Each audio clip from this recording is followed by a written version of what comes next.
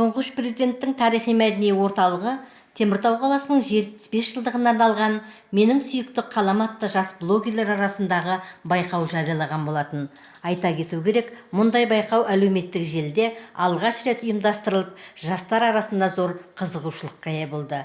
Байқау жарияланған уақыт аралығында орталыққа 10 теміртаулық жас туған қаламы жайлы әзірлеген жұмыстарын жіберді. Олардың арасында қала мектептерінің оқушыларымен қатар СОС балалар қалашығының жас өспірімдер үйінің тәрбиеленушілері де бар.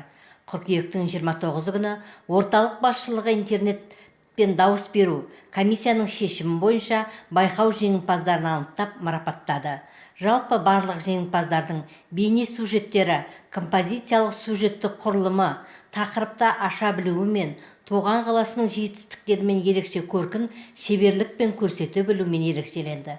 Соған орай комиссияның шешімі бойынша «Менің сүйікті қалам» атты жас бейне блогерлер байқауының бірінші жүлдесі Қарағанды қаласының дарынды қыздарға арналған білім лицейінің 10 сынып оқушысы Ағнар Рахметжанға берілді.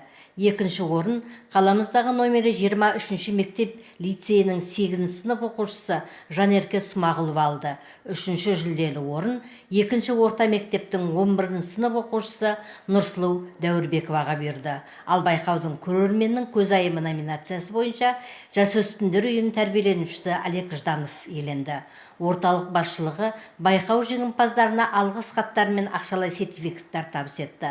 Осылайша бірінші және екінші орын иеленген жеңімпаздарға алғыс хат пен 10 000 теңге көлеміндегі сертификат, ал үшінші орын алған және көрермендер көзайымы номинациясы бойынша жүлдегерге 5 000 теңге көлемінде сертификаттар берілді.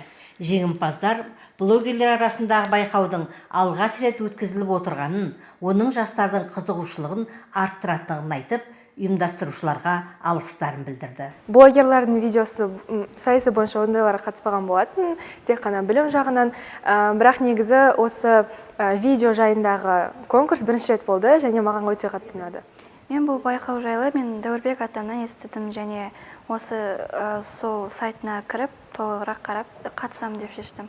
Қанша керек деп ойлаймын. Не үшін керек деп ойлайсың?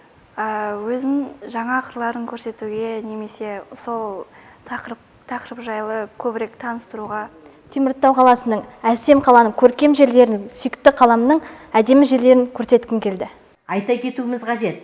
«Менің сүйікті қалам» атты бейне блогерлер байқауына СОС балалар ауылының және жасөспірімдер үйінің тәрбиеленушілері белсене қатысты. Олар әзірлеген бейне баяндар да әсерлі, қызықты шыққан.